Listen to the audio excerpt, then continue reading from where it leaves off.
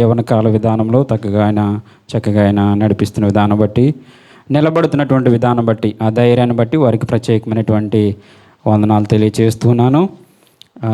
అదేవిధంగా సంఘాధ్యక్షులు శ్రీధర్ గారు స్వదేశులు ఉన్నారు. వారి కొరకు, కుటుంబం కొరకు ప్రార్థన చేయండి. కుమార్తె వివాహం కొరకు ఈరోజు ఉదయం నుంచి ఆయా కార్యక్రమంలో పాలు పొందడానికి దేవుడు ఎంతగానో కృప చూపించారు. అందుని బట్టి దేవునికి మహిమ చెల్లిస్తూ మరొక మారు చేరొచ్చినటువంటి మీ అందరికీ కూడా నా యొక్క హృదయపూర్వకమైనటువంటి వందనాలు తెలియజేస్తున్నాను. దేవుడు మనలను దీవించునుగాక. ఆమేన్. అమ్మ, మీ ప్రకటనలో మీరు ఇవ్వాల్సిన పాంప్లెట్స్తో పాటు ఆ టైంలో ఇవ్వండి.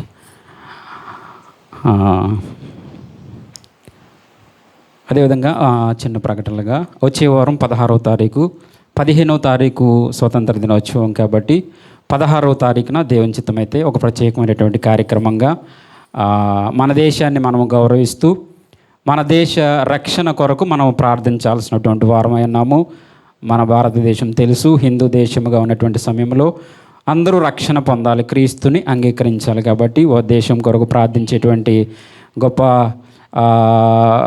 ప్రార్థన ఉద్యమాలు జరుగుతూ ఉంటాయి దేశం కొరకు. కాబట్టి మనము కూడా భారతదేశం పేరు 2 సార్లు పరిశుద్ధ గ్రంథంలో వ్రాయించబడింది. భారతదేశం పేరు పరిశుద్ధ గ్రంథంలో 2 సార్లు వ్రాయబడింది. ఆ వ్రాయబడినటువంటి భారతదేశం గురించి మనం ఎంతగానో ప్రార్థన చేయాల్సినటువంటి వారం ఉన్నాం. కాబట్టి ఆ రోజు దేవుని చిత్తమైతే పాటలు కానీ వర్తమానం కానీ అన్నీ దేశము గురించే ఉంటాయి. దేవుని చిత్తమైతే మనము జెండాలు కూడా అరేంజ్ చేసుకుని ఇది ఎక్కడైనా కూడా లోపల భాగాల్లో చేసుకునేటువంటి స్వతంత్రం ఉంది, బయట కాకుండా. కాబట్టి ఆ కార్యక్రమం ఆ రోజు దేవునికి మహిమకరంగా జరగాలని మీ అందరూ ప్రార్థన చేయాలని తెలియజేస్తున్నాను. అదేవిధంగా 23వ తారీఖున స్త్రీల కార్యక్రమం, వాటి యొక్క వివరాలు అప్పగింపబడినటువంటి సహోదరులు విజయ్ కుమారి గారు, అదేవిధంగా లక్ష్మి గారు, వారు వివరాలు తెలియజేస్తున్నారు. వారి దగ్గర ఏదైనా ఇన్ఫర్మేషన్ లోపం ఉంటే కనుక కొంచెం వెయిట్ చేయండి. వాళ్ళు నేర్చుకునేటువంటి వాళ్ళు, యవనస్తులుగా ఉన్నటువంటి మీ అందరినీ కూడా ఒక నాయకులుగా తయారు చేయాలన్నదే మన ధ్యేయము. నెమ్మదిగా నిలబడుతున్నారు కాబట్టి వారికి తెలియని విషయాలు ఏంటంటే మనము సలహాలు చెప్తూ వారిని బలపరుద్దాం. మరొక ప్రాముఖ్యమైనటువంటి ప్రకటన ఏంటంటే కనుక కీర్తన భాగ వివరణ, సాక్ష్యాలు, ఈ 2 కూడా కీబోర్డు వారు ఉన్నారంటే సంగీతం ప్లే చేసేవారు. యాక్చువల్ ఆయన 6 గంటలకే వెళ్ళిపోవాలి ఆయన. అలాంటిది పాపం 6:20 వరకు మన దగ్గర ఉన్నారు. ఇంకొక 15 గంటలు మరలా ఆయనకి వేరే ఆరాధన ప్రారంభమైపోద్ది. మధ్యాహ్నం 12 గంటల నుంచి ఆయన ఇక్కడే కూర్చుంటారు పాపం. మన ముందు ఆరాధన అయిన తర్వాత మరలా మనము. కాబట్టి ఆయనని పంపించాల్సినటువంటి ఉద్దేశం ఒకటి. రెండోది, ఒకవేళ ఎవరైనా తొందరగా వెళ్ళిపోతూ ఉంటారు, ఆ కారణాలను బట్టి కూడా కీర్తన భాగం ఒకటి, దానికి కీబోర్డ్ అవసరం లేదు కాబట్టి కీబోర్డ్ అక్కర్లేదు కాబట్టి, సాక్ష్యాలకు కూడా కీబోర్డు ప్యాడ్స్ అక్కర్లేదు కాబట్టి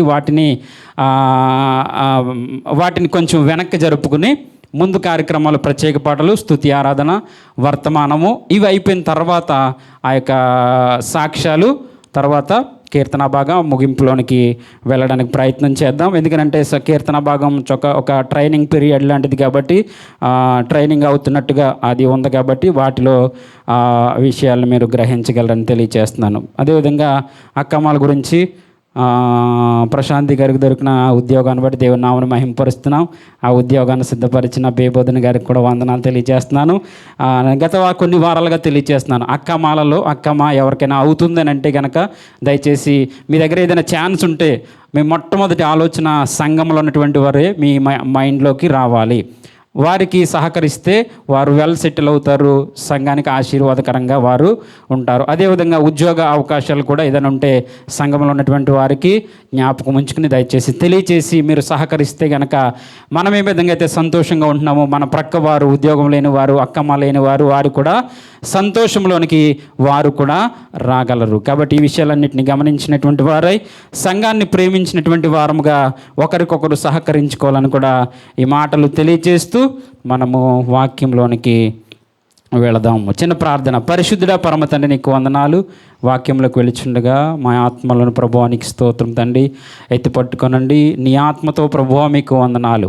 నేను వాక్కులను మాకు వినిపింపచేయమని ప్రార్థన చేస్తున్నాం.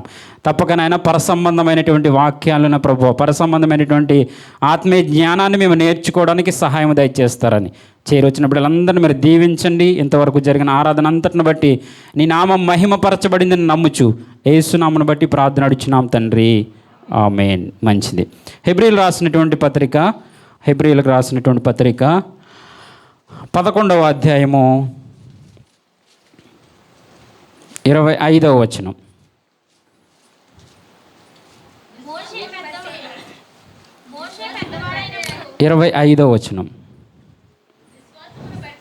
విశ్వాసమును బట్టి 11వ అధ్యాయం 25వ వచనమమ్మా చదవండి. విశ్వాసమును బట్టి ఐగుప్తు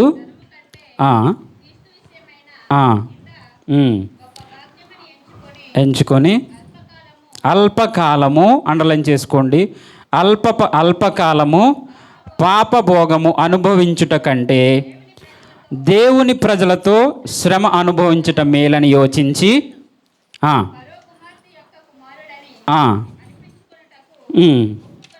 ఒప్పుకొనలేదు. ఇది ఈ పరిశుద్ధ లేఖనము భక్తుడైనటువంటి దైవజనుడైనటువంటి మోషే గురించి వ్రాయబడినటువంటి మాట. అందరూ ఇటు చూడండి కొన్ని నిమిషాలు. మోషే భక్తుడైనటువంటి దైవజనుడైనటువంటి మోషే గురించి వ్రాయబడినటువంటి మాటగా మనకు హెబ్రీ గ్రంథకర్త అయినటువంటి హెబ్రీలకు రాసినటువంటి పత్రిక ఇంచుమించుగా అపోస్తులైన పౌలే వ్రాసి ఉండొచ్చు, లేక ఆ గ్రంథకర్త ఎవరో తెలియదు అనేటువంటి కొన్ని మాటలు మనకు పెద్దవారి ద్వారా వినిపెడుతూ ఉంటాయి. అపోస్తులైన పౌలు ఇంచుమించుగా 14 పత్రికలు రాస్తే 13 కన్ఫామ్గా ఆయనే రాస్తాడు. ఇది 14వది, అటు ఇటు చెప్పలేమన్నటువంటి ఇన్ఫర్మేషన్. సో ఇక్కడ చెప్పబడినటువంటి మాటలు మనం ఆలోచన చేయగలిగితే కనుక అల్పకాలము పాప భోగము. అల్పకాలము అని అంటే గనక కొద్ది కాలము తక్కువ సమయము అనేటువంటి మాట. కొద్ది కాలము తక్కువ సమయము, లేకపోతే తక్కువ వయస్సు. అల్పకాలము దేని విషయంలోనంటే గనక మొట్టమొదటి ఆది కాండంలో మనం చూస్తే 900 సంవత్సరాలు, 800 సంవత్సరాలు, ఈ విధంగా వయసు తగ్గుకుంటూ 700, 600 నుంచి అట్లా వచ్చి ఈ రోజున మనిషి యొక్క ఆయుష్ కాలం ఎంతో తెలుసండి, 80 సంవత్సరములు. అతిగా ఆయన బ్రతికితే గనక 70 నుంచి 80 సంవత్సరములు అనేటువంటి మాట పరిశుద్ధ గ్రంథంలో వ్రాయబడుతుంది. అయితే ఈ వయస్సు కాలం ఏదైతే ఉందో ఇది చాలా అల్పకాలము, తక్కువ సమయము అనేటువంటి మాటను బట్టి అల్పకాలము. అదేవిధంగా మనం ఆలోచన చేయగలిగితే గనక పాప భోగము అని అంటే గనక, భోగము అంటే మనకు తెలుసు ఎంత భోగము ఎల్లబోస్తున్నాడండి ఆమె లేకపోతే అతను అనే మాట మనం వింటూ ఉంటాం. ఎంత భోగము ఎల్లబోస్తున్నాడు అనేటువంటి మాట మన వాడుక భాషలో మనం వింటూ ఉంటాం. కాబట్టి భోగం అంటే గనక ఆ యొక్క అత్యానందము, లేకపోతే వారు ధరించే దుస్తులు కానీ, వారు ధరించే బంగారము కానీ, ఇక వారికి ఉన్నటువంటి ధనాన్ని బట్టి కానీ వారు అనుభవిస్తున్నటువంటి ఆ భోగము, ఆ సంతోషం ఏదైతే ఉందో దానిని పాప భోగము అని పిలువబడుతుంది. ఎందుకుని పాపము అనేటువంటి పదము ఎందుకని వాడబడుతుందంటే గనక, నిజంగా తల్లి గర్భములో నుంచి వచ్చినటువంటి మనము ఏ విధంగా వచ్చామో మరలా మనము ఆ విధంగానే మట్టిలోని దాచబడుతున్నాము. హల్లెలూయా, హల్లెలూయా. కాబట్టి తల్లి గర్భంలో నుంచి వచ్చినప్పుడు ఏమీ లేకుండా వచ్చినటువంటి మనము చనిపోయే లోపు సంపాదనకు, అత్యాశలకు, అధికారాలకు, లేకపోతే ఉన్నతమైనటువంటి స్థానాల కొరకు ఎక్కువగా ఆశపడుతూ ఎదుటివారిని దూషించాల్సిన పరిస్థితులు, కక్షలు కట్టాల్సిన పరిస్థితులు, లేకపోతే ఎదుటివారి మీద దూషించేటువంటి మాటలు, ఇవన్నీ కూడా ఎక్కడి నుంచి వస్తున్నాయంటే ఈ పాప భోగములో నుండే వస్తున్నాయి. అలా కాకుండా ఎందుకు వచ్చిన జీవితము? తినడానికి గత వారంలో అన్న వసంతాన్ని చూపించినట్టు నేను తినడానికి అతిగా నా దగ్గర ఉంటే గనక దేవా నీ మాట విననేమో, ఒకవేళ నాకు అసలు తినడానికి ఏమీ లేకపోతే గనక నేను దొంగిలిస్తానేమో, నాకు సరిపడా నాకు ఆహారాన్ని దయచేయి ప్రభు అని భక్తుడు ప్రార్థన చేస్తున్నట్టుగా, వాక్యం తెలియజేస్తున్నట్టుగా మనకు సరిపడా ఉన్నటువంటి వాటిని సమానంగా ఉంచుకుంటే పర్వాలేదు, కానీ అత్యాశకు పాప భోగానికి మనము వెళ్ళకూడదు. ఇక్కడ మోషే గురించి మనం మాట్లాడుకుంటున్నటువంటి సమయంలో మరొక మాట చూస్తూ నిర్గమకాండము 2వ అధ్యాయము 11వ వచనం 12వ వచనాన్ని చూద్దాం ఒకసారి. ఆయన గురించి మనకు వివరంగా తెలుస్తుంది. నిర్గమకాండము 2వ అధ్యాయము 11, 12 వచనాలు. ఆ దినములలో మోషే పెద్దవాడై తన జనుల యొద్దకు పోయి వారి భారములను చూచెను. అప్పుడు అతడు తన జనులతో ఒక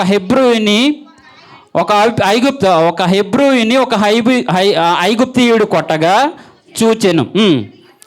అతడు ఇటు అటు తిరిగి చూచి ఎవడనూ లేకపోగా ఆ ఐగుప్తీని చంపి ఇసుకలో వాని కప్పిపెట్టెను. చాలు. ఇసుకలో వాణ్ణి కప్పిపెట్టాను.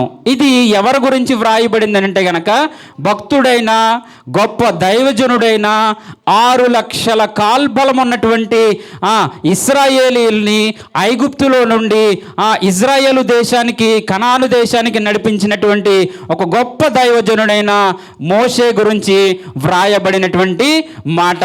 ఏం చేశాడు? అతడు ఇటు అటు తిరిగి చూచి ఎవడును లేకపోగా ఆ ఐగుప్తుని చంపి ఇసుకలో వాణ్ణి ఏం చేశారండి? కప్పి పెట్టేశారు. ఇప్పుడు ఒక వ్యక్తిని చంపిన వ్యక్తిని మరొక వ్యక్తిని ఏమంటాం?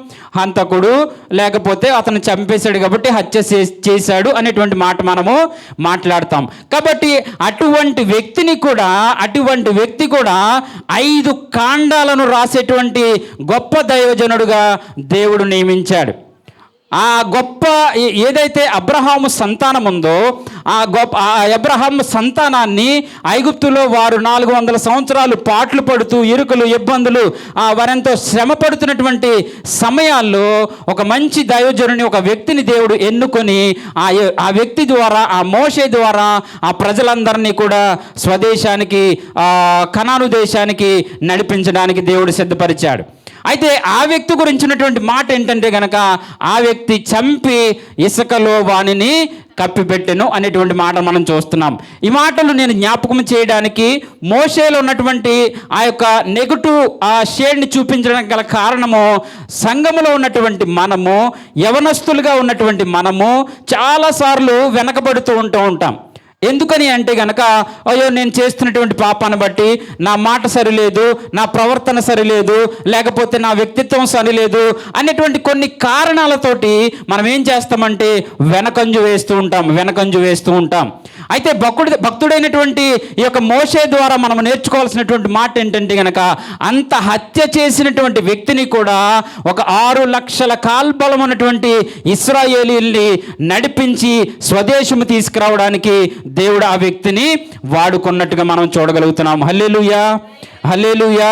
ఎంత గొప్ప వ్యక్తి అంటే గనక ఇక కొన్ని మాటలను చూస్తే గనక ఎంత గొప్ప వ్యక్తి అంటే గనక ఆయన అసలు ఫరోకే నీవు దేవుడు అనేటువంటి మాటను దేవుడు వాడారు అక్కడ. లేక ఆయన యుద్ధములో లేకపోతే ఆ ప్రావీణ్యత కలిగినటువంటి వ్యక్తిగా మనము మోషేని చూడగలుగుతున్నాం. అటువంటి వ్యక్తి ఇక్కడ చేసినటువంటి పాపమును బట్టి, లేకపోతే ఆ తప్పును బట్టి అక్కడి నుంచి ఆయన మరలా వేరే దేశానికి పారిపోవాల్సినటువంటి పరిస్థితి వచ్చింది. ఇక్కడ చూపించినటువంటి మాటను బట్టి అంత తప్పు చేసినటువంటి వ్యక్తిని కూడా దేవుడు ఆ వ్యక్తిని వాడుకొని ఇశ్రాయేలీల ప్రజల కోసము ముందుకు తీసుకువెళ్ళినట్టుగా మనము చూడగలుగుతున్నాం. మరొక మాటను మనం చూస్తే గనక ఈయన గురించి 2-3 మాటలు చూస్తూ ముందుకు వెళదాం. 2-3 మాటలు చూస్తూ అదే మాటలో హెబ్రీ రాసినటువంటి పత్రికలోనే ఇందాక 24 చదువుదాం. 11:24 పెద్దవాడైనప్పుడు ధనము కంటే క్రీస్తు విషయమై గొప్ప నిందని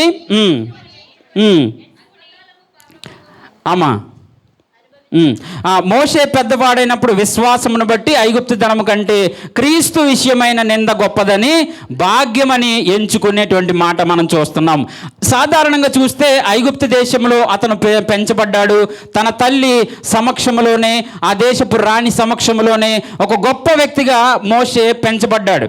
అయితే పెంచబడిన తరువాత కూడా ఒకనాడు తన ప్రజలైనటువంటి కనాను దేశస్తుల్ని ఆ ఐగుప్తీయుడు ఒక వ్యక్తిని కొడుతుంటే అది చూడలేక, అది సహించలేక వెంటనే ఆ వ్యక్తి మీద పడి ఆ వ్యక్తిని చంపి తను ఇసుకలో పాతిపెట్టినట్టుగా మనం చూడగలుగుతున్నాం. సాధారణంగా చూస్తే కనుక పాపభోగము లేకపోతే అల్పకాలం అనేటువంటి మాట ఏదైతే మనం విన్నామో, నిజంగా అతను అనుభవించాలంటే రాజగృహంలో ఫరో తర్వాత ఆయనే రాజుగా ఉండబోతాడు. అటువంటి గొప్ప స్థానాన్ని కూడా విడిచిపెట్టి తన సొంత జనము కొరకు, తన సొంత ప్రజల కొరకు, తన సొంత రక్తము కొరకు తను ఆలోచించి ఏం చేశాడో తెలుసా? ఆ వ్యక్తిని చంపి అక్కడి నుంచి వేరే చోటకి పారిపోయినట్టుగా మనము పరిశుద్ధ గ్రంథంలో చూడగలుగుతున్నాము. కాబట్టి పెద్దవాడైనప్పుడు అనేటువంటి మాటను బట్టి చూస్తే తను యవ్వన కాలంలోనే, ఎప్పుడు కూడా మన సహోదరులు విజయ్ సాక్ష్యం చెప్పారు, మరొక వ్యక్తిని నేను అనుకోకుండా దూషించాల్సి వచ్చింది, కొట్టాల్సి వచ్చింది, లేకపోతే ఏదో పరిస్థితులను సాక్ష్యం నేను గత వారంలో విన్నాను. ఈ యవ్వన కాలం అనేది ఏదైతే ఉందో చాలా చాలా డేంజరస్ పీరియడ్ అని మనము చెప్పుకోగలము. ఒక జీవితము బాగుపడాలన్నా, ఒక జీవితము గొప్ప స్థితికి వెళ్ళాలన్నా ఈ యవ్వన కాలమే. యవనస్తులు దేని ద్వారా వారి నడతలను శుద్ధి చేసుకుందరు అని వాక్యం తెలియజేస్తుంది. వాక్యము ద్వారానే. హల్లెలూయా, హల్లెలూయా. కాబట్టి ఈ యవ్వన కాలం అనేది సంఘములో ఉన్నటువంటి యవనస్తులుగా ఉన్నటువంటి స్త్రీలు కానీ, పురుషులు కానీ, లేకపోతే వయస్సుని అలా పక్కన పెడితే గనక ప్రతి ఒక్కరూ కూడా వాక్యము ద్వారా ముందుకు కొనసాగగలిగితే గనక పరిశుద్ధపరచబడతారు. వాక్యములో ఎదగగలిగితే గనక ఇదిగో ఈ అల్పకాలములో ఆ పాప భోగాలకు మనకు వెళ్లకుండా కానీ దేవుని సన్నిధిలో ఒక మోషే వంటి గొప్ప నాయకుడిగా మనము తీర్చిదిద్దబడతాము. ఇంకా చెప్పాలంటే అక్కడ ఉన్నటువంటి వివరణ బట్టి మనం మాట్లాడాల్సి వస్తే గనక ఆ పాప భోగము, ఆ యొక్క పరిస్థితులు ఉన్నప్పటికీ కూడా అటువంటి వ్యక్తిని వాడుకొని కూడా ఆ వ్యక్తిని బట్టి ఒక సమాజాన్ని నడిపించాడు దేవుడు. ఆ వ్యక్తిని ఉపయోగించి దగ్గర 6 లక్షల కాల్బలాన్ని కనాను దేశానికి నడిపించడానికి ఆ వ్యక్తిని వాడుకున్నాడు. నీలో ఏ పరిస్థితి ఉన్నా, నీ యొక్క పరిస్థితులు ఏ అయినప్పటికీ కూడా నీ పరిస్థితులు ఆర్థికంగా లోటుపాట్లు ఉండొచ్చు, లేకపోతే నీ మాట లోటుపాట్లు ఉండొచ్చు, నీ ప్రవర్తనలో లోటుపాట్లు ఉండొచ్చు. వాటన్నిటినీ సరిచేసి పరిశుద్ధాత్మ దేవుడు నిన్ను ఆయన కొరకు వాడుకునే దేవుడై ఉన్నాడు. హల్లెలూయా, హల్లెలూయా. ఆ వాడుకోవాల్సినటువంటి పరిస్థితి దేవుని వాక్యం తెలియజేస్తుంది. తండ్రి ఆకర్షిస్తేనే తప్ప ఎవడును నా యొద్దకు రాడు అనేటువంటి మాట. ఇది వచ్చి సంఘానికి చేరొచ్చినటువంటి మనము ఆయన మనలను ఆకర్షించాడు, ఆయన మనలను పరిశుద్ధపరుస్తున్నాడు, ఆయన మనలను ఉన్నతమైనటువంటి స్థానానికి తీసుకువెళ్ళాలని ఆయన ఆలోచన. ఈరోజు పరిచర్య చేస్తున్నటువంటి మనము సంఘానికి ఒక బలమైనటువంటి వెన్నుముకగా ఉంటున్నటువంటి మనము మోషే లాంటి అననుకూల పరిస్థితులు, మోషే లాంటి లోక సంబంధమైన పరిస్థితులు, లేకపోతే మన మాట కానీ, మన చూపు కానీ, మన క్రియలు కానీ ఏమి సరి లేకపోయినప్పటికీ కూడా మనలను ఆయన వాడుకునే దేవుడు. ఆయన వాడుకొని, లేకపోతే ఆయన మనల్ని పరిశుద్ధపరిచి ఒక మంచి మార్గంలో మనలను నడిపించే దేవుడై ఉన్నాడు. హల్లెలూయా, హల్లెలూయా.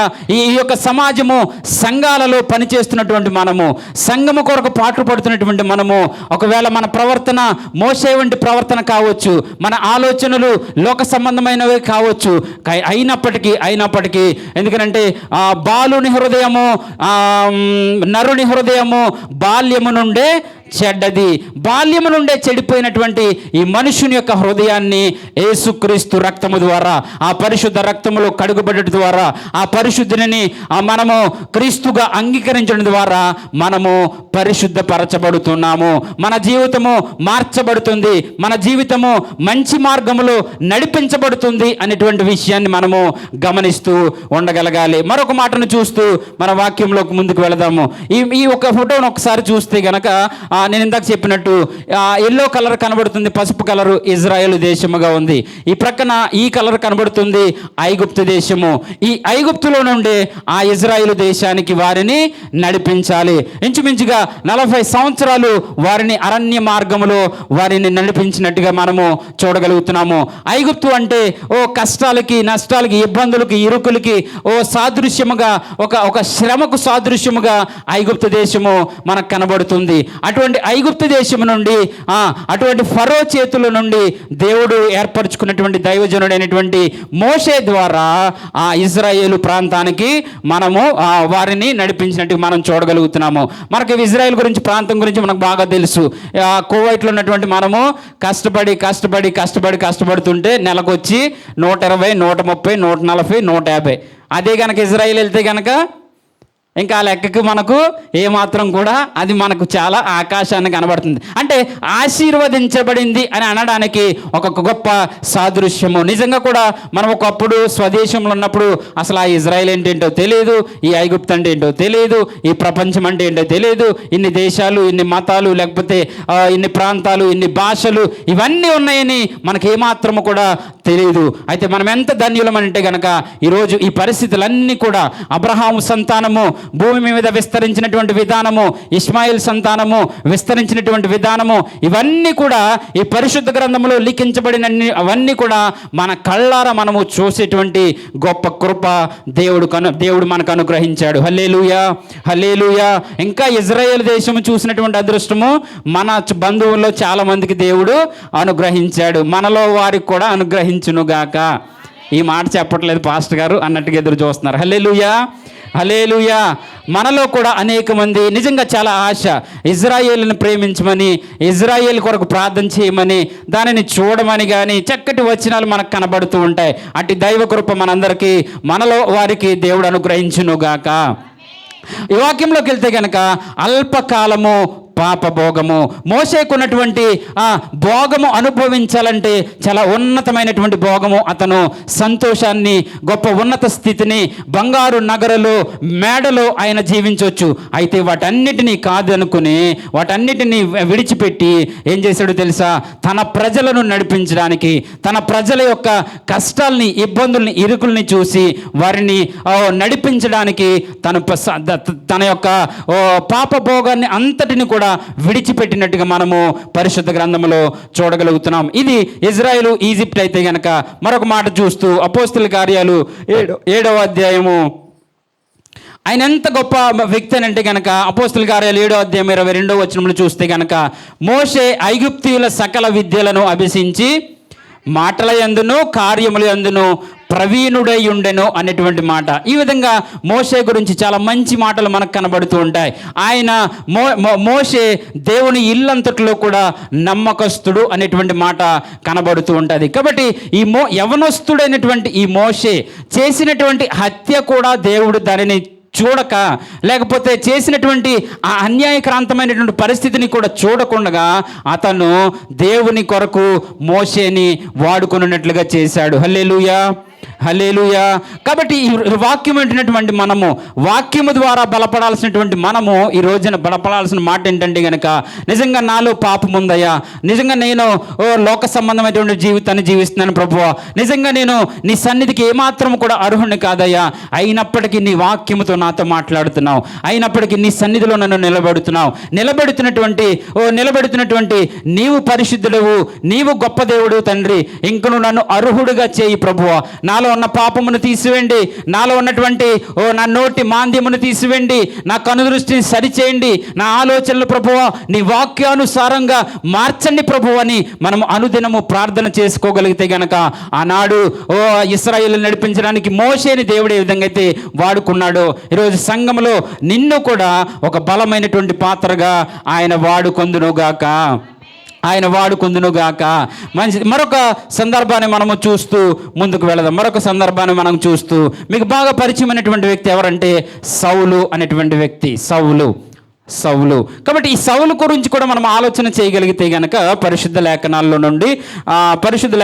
నుండి మనం ఆలోచన చేయగలిగితే కనుక ఒకసారి చూద్దాం. అపోస్తల కార్యాలు 7వ అధ్యాయము 58వ వచనము. అపోస్తుల కార్యాలు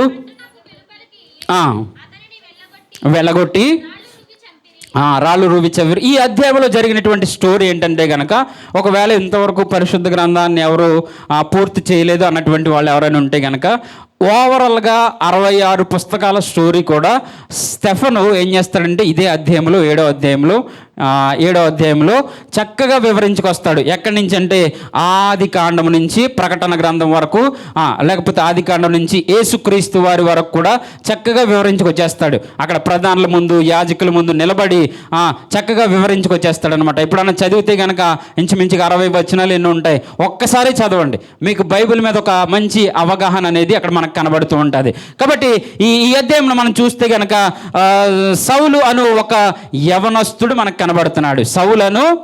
యవనస్తుడు కనబడుతున్నాడు. సౌలు గురించి మనం మొదట చెప్పినట్టుగా ఇంచుమించుగా 14 పుస్తకాలు క్రొత్త నిబంధనలో ఆయనే రాశాడు. అపోస్తుల కార్యాలు దగ్గర తరువాత నుంచి రోమా పత్రిక దగ్గర నుంచి ఇంచుమించుగా హెబ్రీ పత్రిక కొన్ని పుస్తకాలు ఆయనే రాశాడు. అయితే ఈ వ్యక్తి గురించి మనం ఆలోచన చేసినప్పుడు ఆయన ఎవని పాదముల యొద్ద పెట్టాను అనేటువంటి మాట అక్కడ అదే అధ్యాయంలో స్టెఫన్ అనేటువంటి వ్యక్తి క్రీస్తుని ప్రకటిస్తున్నటువంటి సమయంలో ఆ వ్యక్తిని ఏం చేశారంటే అక్కడ ఉన్నటువంటి వారు యూదులు, ఆ ఇశ్రాయేలీలు రాళ్లతో కొట్టి చంపేసినటువంటి ఆ వ్యక్తి యొక్క బట్టలు ఎక్కడ పెట్టారంటే అపోస్తుడైనటువంటి ఈ అపోస్తులు, అప్పటికి అపోస్తులు కాదు, సౌలు అనేటువంటి యవనుని దగ్గర ఆ బట్టలు పెట్టినట్టుగా మనము చూడగలుగుతున్నాము. ఒకసారి మరొక వచనం చూస్తే కనుక ఈ సౌలు ఎంత క్రూరముగా, ఎంత దారుణముగా ప్రవర్తించాడు అనేటువంటి మాటను మనం చూద్దాం. 8వ అధ్యాయము 3వ వచనం, అదే అపోస్తుల కార్యాలు 8వ అధ్యాయము 3వ వచనం. సౌలైతే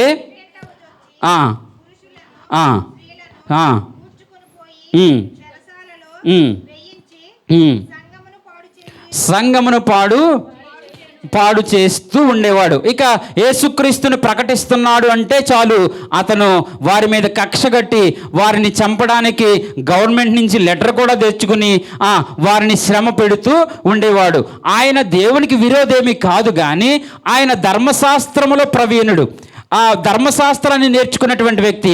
అయితే ఈ వడ్లవాని కుమారుణ్ణి లేకపోతే సాధారణంగా ఉన్నటువంటి ఒక వ్యక్తిని దేవుడు అంటారేంటి అనేటువంటి కోణములో అతను యేసుక్రీస్తు వారిని ఒప్పుకునేవాడు కాదు. తండ్రి అయిన దేవుడు మాత్రమే దేవుడు అనేటువంటి కోణంలో ఆయన మాట్లాడుతూ ఉండేవాడు. శిష్యులు ఏవైతే క్రీస్తును ప్రకటిస్తుంటే వారిని శ్రమ పెట్టడము, ఇబ్బంది పెట్టడము, స్త్రీలను పురుషులను ఈడ్చుకెళ్ళి వారిని కొట్టడము, ఇట్లాంటి దారుణమైనటువంటి పని ఈ యొక్క సౌలు చేస్తూ ఉండేవాడు. ఈ సౌలు చేస్తూ ఉండేవాడు. 9వ అధ్యాయము 1వ వచనంలోకి వెళ్దాం. 9వ అధ్యాయము 1వ వచనం. బెదిరించుచు హత్య చేయుటందును, ఈయన కూడా హత్య చేసినట్టుగా మనకు కనుక కనబడుతుంది కదండి. హత్య చేసినట్టుగా, హత్య చేయించుచు. ఎంత దారుణం అంటే, ఒక వ్యక్తిని కనుక మరొక వ్యక్తి చంపుతున్నాడంటే కనుక ఇక ఆయన హంతకుడే, ఆయన నేరస్తుడే, లేకపోతే ఆయన లోక సంబంధి, ఆయన అన్యాయస్తుడే. అటువంటి అన్యాయక్రాంతమైన అన్యాయ పరిస్థితులు ఉన్నటువంటి సౌలుని దేవుడు వాడుకున్నాడు. అటువంటి అన్యాయముగా యవన కాలములో ఆ పరిస్థితులను బట్టి మరొక వ్యక్తిని మీద పడి చంపిన ఆ యొక్క మోషేని కూడా దేవుడు వాడుకున్నాడు. ఈ రోజున వాక్యం వింటున్నటువంటి మనము మన జీవితంలో ఉన్నటువంటి ప్రతి పరిస్థితిని బట్టి మనం ఆలోచిస్తూ, మనము వెనకబడుతూ, నేనేమాత్రము కూడా దేవుని సన్నిధికి ఏమాత్రము కూడా అర్హుని కాదు, నేను దేవుని సన్నిధికి ఏమాత్రము కూడా అర్హురాలను కాదని వెనకబడుతున్నటువంటి నిన్ను బట్టి వాక్యము హెచ్చరిస్తూ ఉంది. ఇదిగో నీలో ఉన్నటువంటి సమస్తమైనటువంటి పాపములను క్షమించేది ప్రభు అయినటువంటి యేసుక్రీస్తు వారి పరిశుద్ధ రక్తమై ఉంది. హల్లెలూయా, హల్లెలూయా. ఒక్కసారి గనక నీవు ఒప్పుకోగలిగితే గనక, అయ్యా నా పాపములు క్షమించి ప్రభువా, ఇదిగో నీ సన్నిధిలో నేను యథార్థంగా ఉంటాను, నీ సన్నిధిలో నేను బలపడతాను, నీ సన్నిధిలో నేను స్థిరపడతాను, నేను ఆత్మలో బలపడతాను అనేటువంటి చక్కటి నిర్ణయాన్ని నీవు తీసుకోగలిగితే గనక, హంతకుడుగా ఉన్నటువంటి, హత్య చేసినటువంటి ఉన్నటువంటి మోషేని వాడుకున్నటువంటి దేవుడు ఈ రోజున చిన్న గుంపుగా ఉన్నటువంటి ఈ చిన్న గుంపులో నిన్ను ఒక బలమైనటువంటి పాత్రగా ఆయన వాడుకోబోతున్నాడు.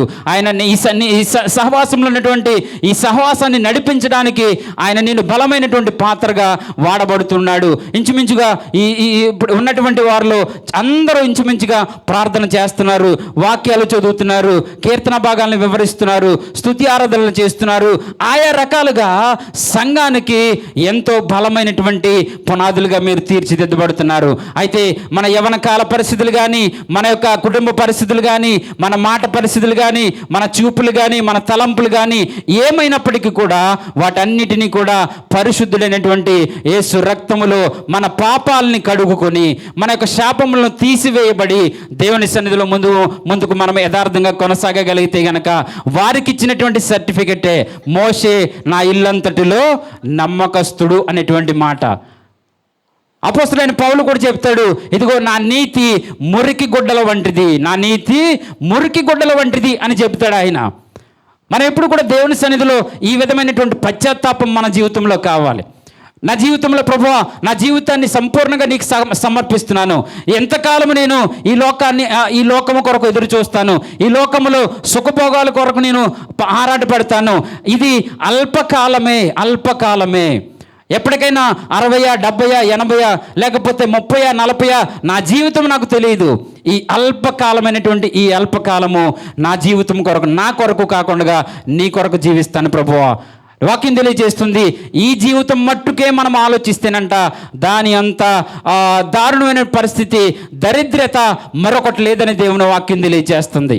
దానంత దరిద్రత మరొకటి లేదు. ఈ జీవితం మట్టుకే మనము తిండి కొరకు ఆశపడి, లేకపోతే వస్త్రాల కొరకు, బంగారము కొరకు, ధనము కొరకు మనం ఏమాత్రము కూడా ఎదురు చూడకూడదు. మనకంటూ మరొక మంచి జన్మ ఉంది, మనకంటూ మంచి పరలోకం సిద్ధపరచబడి ఉంది. కాబట్టి దాని కొరకు ఈ భూమి మీద ఉన్నంత గత వారంలో వాక్యం విన్నట్టుగా పరలోకానికి కావలసిన సంపద మనము సంపాదించుకోవాలి. హల్లెలూయా, హల్లెలూయా. పరలోక సంబంధమైనటువంటి సంపదను సంపాదించుకోవడానికి ఈ జీవిత కాలంలో మనము కష్టపడగలగాలి. ఈ అల్పకాలమైనటువంటి ఈ తక్కువ జీవితంలోనే మనము దేవుని కొరకు జీవిస్తే గనక అంచెలంచులుగా నీవు ఒక ప్రశాంతమైనటువంటి వాతావరణము, నీకు ప్రశాంతమైనటువంటి చక్కటి ఆశీర్వాదాలు, మంచి ఆరోగ్యాన్ని అల్పకాలంలో ఏముంటాయంటే గనక, లేకపోతే పాపభోగంలో ఏముంటాయంటే గనక భార్య ఉన్నా కానీ మరొకరితోటి చక్కటి భోగాలు అనుభవించాలని, లేకపోతే సిగరెట్ తాగితే చక్కటి మజా వస్తుందని, లేకపోతే మందు తాగితే చక్కటి మజా వస్తుందని, ఇవన్నీ కూడా పాపభోగము. వాటన్నిటిని విడిచిపెట్టి ఈ అల్పకాలంలో గనక నీవు దేవుని వాక్యానికి లోబడితే, దేవుని యందు నువ్వు భయము కలిగి, భక్తి కలిగి ఉండగలిగితే గనక ఆయన ఇచ్చేటువంటి ఆశీర్వాదాలు, నిన్ను బట్టి నీ కుటుంబం ఆశీర్వదించబడము, నిన్ను బట్టి నీ యొక్క గ్రామం ఆశీర్వదించబడము, నిన్ను బట్టి నీ సంఘస్థులు ఆశీర్వదించబడ, ఈ విధమైనటువంటి ఆశీర్వాదంలోనికి, క్షేమంలోనికి నీవు ముందుకు కొనసాగుతూ ఉంటావు. ఇప్పుడు సౌలు గురించి ఆలోచిస్తే గనక, సౌలు కూడా ఒక హంతకుడుగా, దోషకుడుగా తనే చెప్తాడు పత్రికల్లో, నేను అసలు అపోస్తలుడని పిలవబడ్డానికి ఏమాత్రం కూడా నేను అర్హుడినే కాదు, అంత దుర్మార్గపు వేషాలు నేను వేశాను. కాబట్టి అయినప్పటికీ ఆయన కృపను బట్టి నేను రక్షించబడ్డాను, ఆయన కృపలో నేను స్థిరపరచబడ్డాను అనేటువంటి మాటలు కూడా మనకు అక్కడ కనబడుతూ ఉంటాయి. చూస్తే కనుక 1 కొరింథీ 1 తిమోతి 1వ అధ్యాయము 13వ వచనాన్ని ఒకసారి చూద్దాం. అంతకంటే ముందు కూడా ఒకసారి అపోస్తుల కార్యాలు 9వ అధ్యాయము 1 నుంచి కొన్ని వచనాలు చూసి, బెదిరించుటయు, హత్య చేయుటయు, తనకు ప్రాణాధారమైనట్టు ప్రధాన యాజకుని ఎదుగు వెళ్ళి ఈ మార్గమందున పురుషులనైనను స్త్రీలనైనా కనుగొన్న ఎడల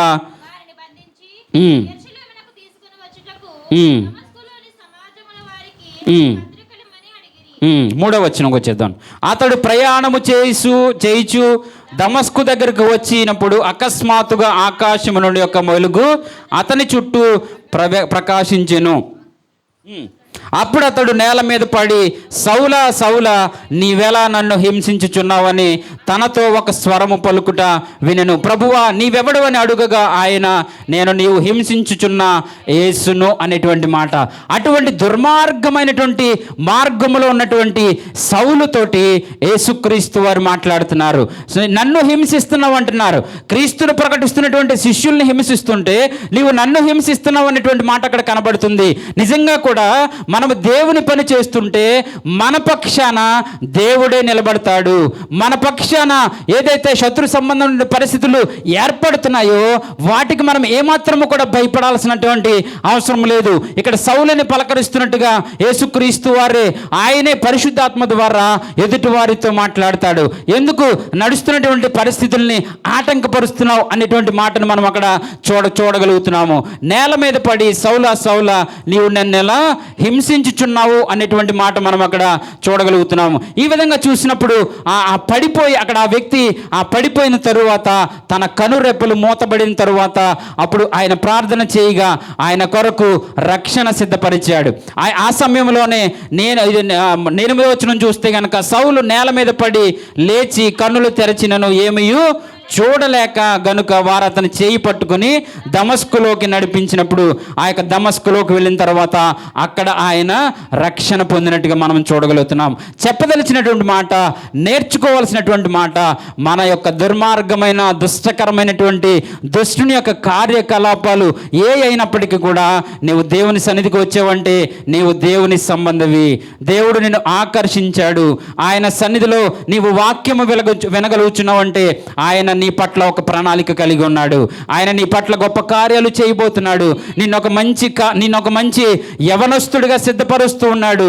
ఆ సిద్ధపరుస్తున్నటువంటి సమయంలోనే నీవు ఇంకను మేల్కోగలగాలి, నీవింకను ఆశీర్వదించబడగలగాలి, నీవింకను ఆయుత్తపరచబడగలిగితే గనక మోషేను వాడుకున్నటువంటి దేవుడు అన్యాక్రాంతంలో ఉన్నటువంటి సౌలుని పౌలుగా మార్చినటువంటి దేవుడు. సౌలు పాత జీవితం అయితే దానిని పౌలుగా మార్చి అద్భుతమైన రీతిలో 14 పత్రికలు వ్రాయడానికి, అన్ని పట్టణాల్లో సంచరించడానికి, ప్రాణాలు తెగించి పరిచర్య చేసేటువంటి గొప్ప నాయకుడిగా అపోస్తలుడైనటువంటి పౌలును సిద్ధపరిచినటువంటి దేవుడు. మనల్ని దేవుడు ఎప్పుడు కూడా అన్యాయస్తుడు కాదు, అందరికీ కూడా అన్ని విధాల సమయోచితమైనటువంటి సందర్భానుసారమైనటువంటి ఈవులను అనుగ్రహించేటువంటి దేవుడైనాడు. అటువంటి దేవుడిని కలిగి ఉన్నటువంటి మనము, సౌలు గురించి తెలుసుకున్నటువంటి మనము, మోషే గురించి తెలుసుకున్నటువంటి మనము, మన జీవితాల్లో మనము సరి చేసుకోగలిగితే గనక మనం ఒకే ఒక్క నిర్ణయము, ప్రభువా నీ కొరకు నేను జీవిస్తానయ్యా, నన్ను యథార్థమైనటువంటి మార్గంలో నడిపించాయా అనేటువంటి ఒకే ఒక్క చిన్న నిర్ణయం తీసుకోగలిగితే గనక ఆ తరువాత దేవుడే నిన్ను నడిపిస్తాడు. హల్లెలూయా, హల్లెలూయా. 1 తిమోతి 1వ అధ్యాయము 13వ వచనం ఒకసారి చూద్దాం. 1 తిమోతి 1వ అధ్యాయము అమ్మా నియమించి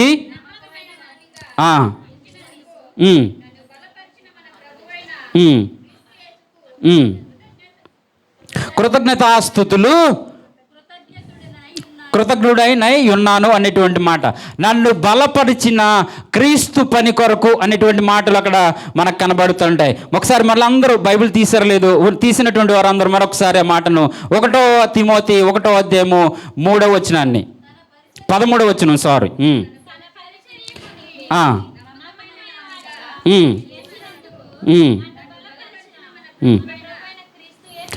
కృతజ్ఞుడై ఉన్నాను, తెలియక అవిశ్వాసము వలన చేసి తిని గనుక కనికరింపబడి తిని అనేటువంటి మాట. ఇది పశ్చాత్తాపముతో కూడుకున్నటువంటి మాటలు. అవును ప్రభువా, నా గత జీవితం అంతా కూడా ఇందాక సాక్ష్యం చెప్పినట్టు మేరీ గారు తన భర్త నరేష్ గారి విషయంలో నిజంగా కళ్ళ ముందు ఎంతో చెప్పిన మాట వినకు, లేకపోతే ఆయా పరిస్థితుల్లో ఆయన ఉండేవారు. ఎంత ఫోన్ చేసి మాట్లాడినా లేకపోతే ఏం చేసినా కూడా అసలు వాక్యానికి కానీ ప్రార్థనకు కానీ దేవుని సన్నిధికి కానీ లోబడినటువంటి వ్యక్తి. ఆయన చెప్పినటువంటి మాట, నా గత 40 సంవత్సరాల జీవితము వెనక్కి తిరిగి చూస్తుంటే ఏమీ లేదయ్యా, నిజంగా ఆ జీవితాన్ని జ్ఞాపకం చేసుకుంటుంటే నాకు చాలా చిరాకు వస్తుంది అయ్యా అనేటువంటి గొప్ప మాటలు వారి నోటంట మనం వినగలిగాము. నిజంగా గొప్ప సాక్షిగా ఈరోజు స్వదేశం వెళ్ళినా కానీ దేవుని యందు భయము కలిగి భక్తి కలిగి ఆయన నిలబడగలిగారు. ఆ గ్రామంలో కానీ ఆ సంఘంలో కానీ అందరూ ఆశ్చర్యపోయేటువంటి గొప్ప కృపను దేవుడు ఆయన పట్ల కృప చూపిస్తున్నారు. హల్లెలూయా, హల్లెలూయా. సంఘములో బలపడాలి, సంఘము అభివృద్ధి చెందాలి, సంఘములో ఆత్మలు స్థిరపడాలి అనేటువంటి ఏదైతే సంఘం యొక్క కష్టం ఉంటుందో ఆ కష్టము ఏదైతే ఆ ప్రతిఫలం కావాలని ఆశపడతామో ఇలాగే ఆత్మలు బలపడాలి, ఆత్మలు ఉత్తేజాన్ని తెచ్చుకోగలగాలి. ఒక గత కాలము కంటే కూడా ప్రస్తుత కాలము మనము ఉదాహరించి చూసుకోగలిగితే గనక, మనము ఆత్మీయంగా బలపడగలిగితే గనక అది దేవునికి మహిమై ఉన్నది. హల్లెలూయా, హల్లెలూయా. మరొక మాటను చూపించి నేను వాక్యాన్ని ఈ మాటలో చదివినప్పుడు, నన్ను బలపరిచిన మన ప్రభువు అయిన యేసుక్రీస్తుకి కృతజ్ఞుడనై ఉన్నాను.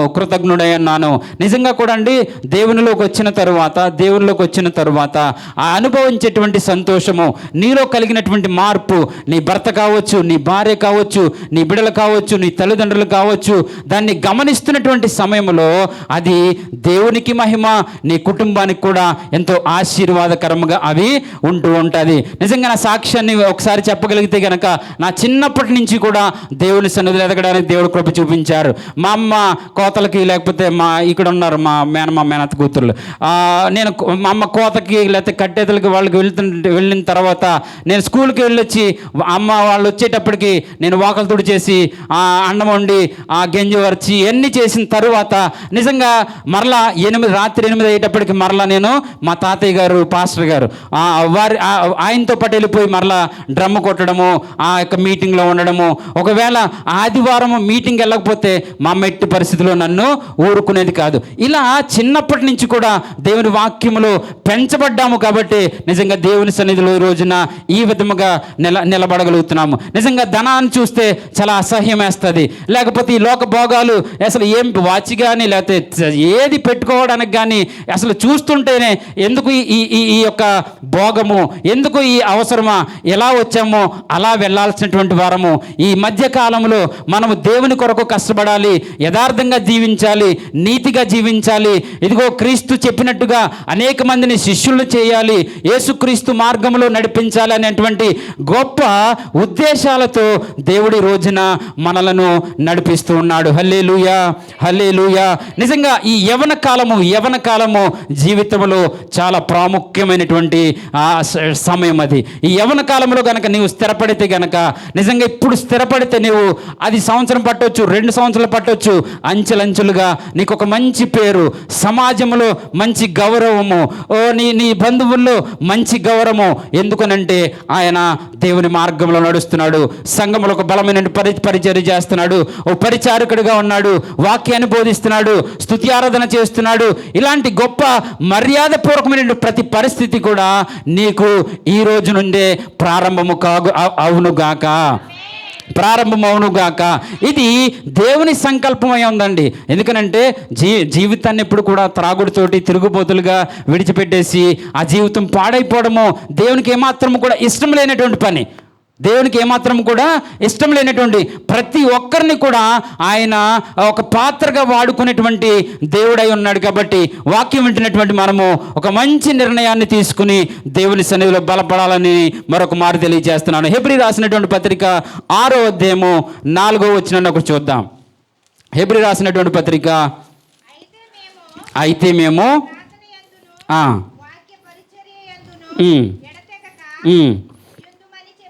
ఎందుమని చెప్పిరి.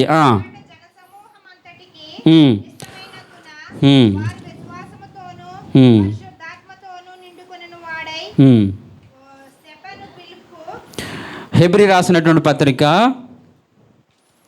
6వ అధ్యాయము 4వ వచనం. ఓకేనా. ఒకసారి వెలిగింపబడి పరలోక సంబంధమైన వరమును రుచి చూచి పరిశుద్ధాత్మలో పాలివారై అనేటువంటి మాట ఒకసారి వాళ్ళందరూ ఒకసారి చదువుతారా?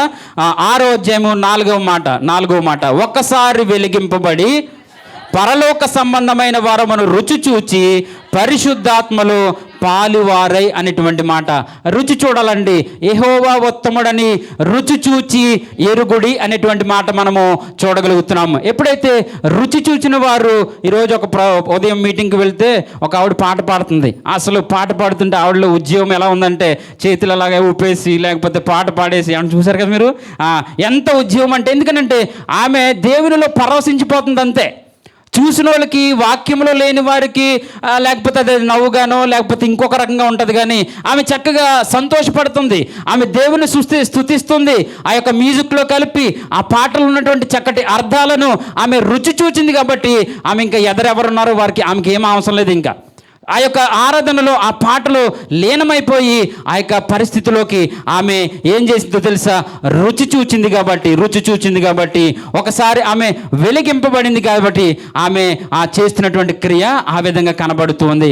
కాబట్టి వాక్యం విన్నటువంటి మనము యవన కాలములో దేవుని కొరకు నియమింపబడినటువంటి వారమై, యవన కాలములో దేవుని కొరకు బ్రతికేటువంటి వారముగా మనం ఒక మంచి నిర్ణయాన్ని తీసుకుని, మన మంచి ఆలోచనలతో ఈ లోకాన్ని విడిచిపెట్టాలి, ఈ లోకాన్ని ద్వేషించాలి, ఈ లోకాన్ని ఛేదరించుకోవాలి.